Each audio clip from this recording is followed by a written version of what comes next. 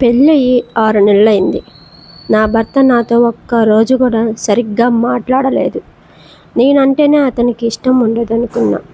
కానీ ఒకరోజు అర్ధరాత్రి నాకు మెలకువ వచ్చింది.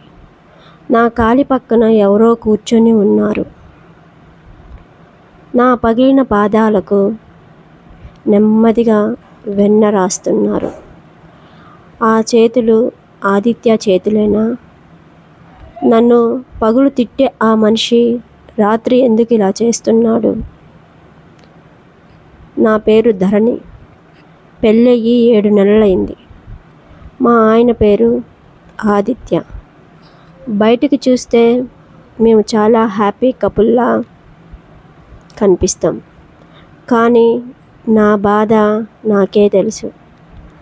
నా భర్త నాతో ఒక్క మాట కూడా ప్రేమగా మాట్లాడడు. పగులంతా ల్యాప్టాప్ ముందు ఉంటాడు. నేను దగ్గరికి వెళ్తే విసిగించకు, వెళ్ళిపో అంటాడు. నేనంటేనే అతనికి ఇష్టం లేదనుకున్నాను.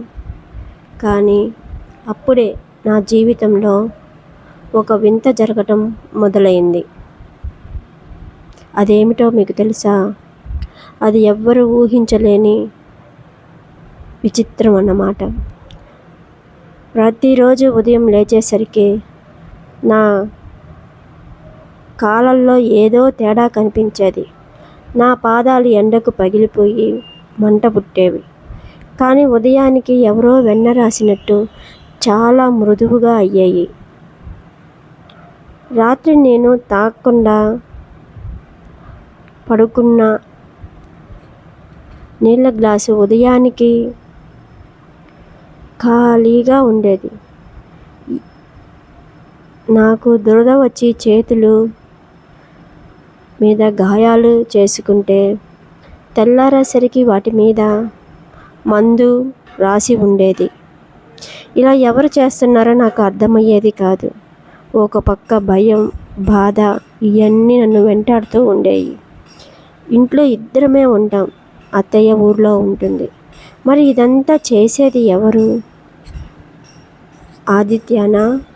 లేదా నన్ను పట్టించుకొని మనిషి ఇదంతా ఎందుకు చేస్తాడు అన్న ఆలోచన నా మైండ్ని ప్రశాంతంగా ఉంచటం లేదు. ఒకరోజు నిజం తెలుసుకోవాలని నేను నిద్రపోతున్నట్టుగా నటించాను. రాత్రి అయింది. రాత్రి 1:30 అయ్యింది. ఆదిత్య నెమ్మదిగా లేచాడు. కిచెన్లోకి వెళ్ళి గోరువెచ్చని నీళ్లు తీసుకొచ్చాడు. నా కాళ్ళ దగ్గర కూర్చొని నా పగిలిన పాదాలను చాలా ప్రేమగా తుడిచి వెన్న రాయడం మొదలుపెట్టాడు. అతని కళ్ళల్లో నీళ్లు ఎందుకు వస్తున్నాయో అర్థం కావట్లా. కళ్ళల్లో నీళ్లు తిరుగుతున్నాయి. అతను చాలా బాధపడుతున్నాడు.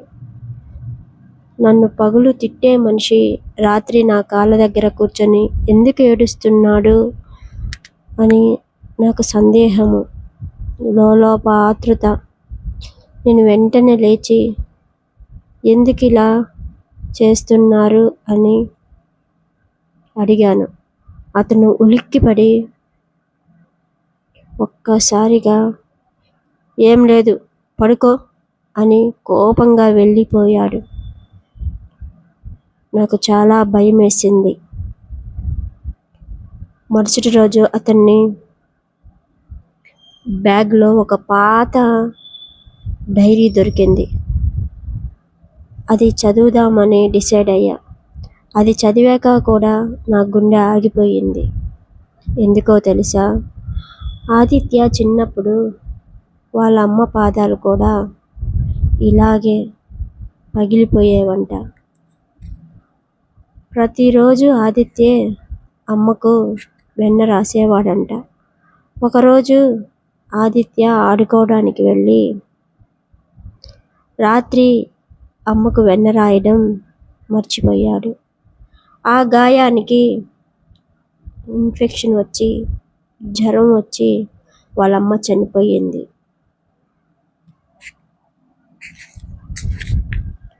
అప్పటి నుంచి ఆదిత్య మనసులో ఒక భయం. నేను రాత్రి జాగ్రత్త తీసుకోకపోతే నాకు ఇష్టమైన వాళ్ళు నాకు దూరం అవుతారేమో ఒక భయం. వాళ్ళు దూరం అవుతారనే భయం, కంగారు అతని మనసులో నాటింది. అతని ప్రేమను ఎలా చెప్పాలో అతనికి తెలియదు, ఎలా చూపించాలో కూడా తెలియదు. ఆ తెలియక పగులు కఠినంగా నటిస్తూ రాత్రి మాత్రమే తన ప్రేమను చూపిస్తున్నాడు. అతనికి మాటలు రావు, కానీ ప్రేమను చూపించడం వచ్చు. కానీ ఆ ప్రేమను ఎలా చూపిస్తున్నాడో తెలుసా?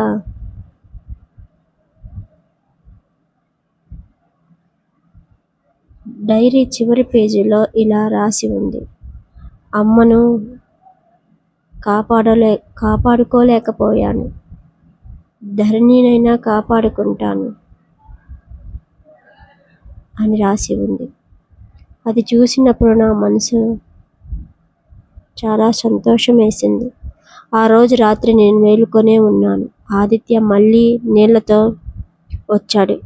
ఈసారి నేను నా కాళ్ళు వెనక్కి తీసుకోలేదు. పైగా అతని చెయ్యి పట్టుకున్నాను.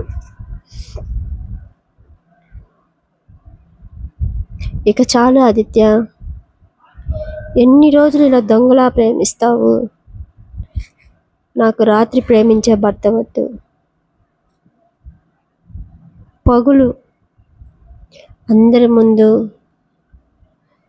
నా చెయ్యి పట్టుకునే భర్త కావాలి.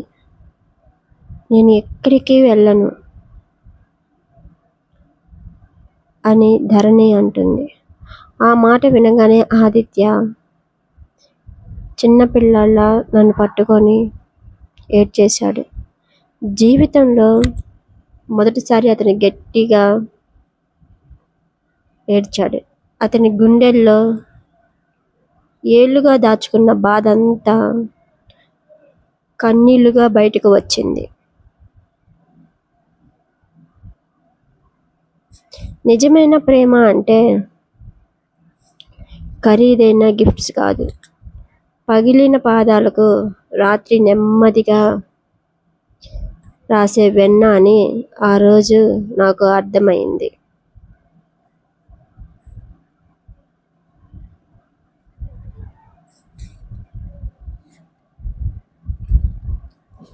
మీ లైఫ్లో కూడా ప్రేమను చెప్పలేని, చేతుల్లో చూపించే మనిషి ఉన్నాడా?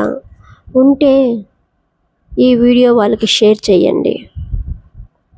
ఇలాంటివి ఎవరికైనా తెలియని కథల కోసం మన ఛానల్ని సబ్స్క్రైబ్ చేయండి.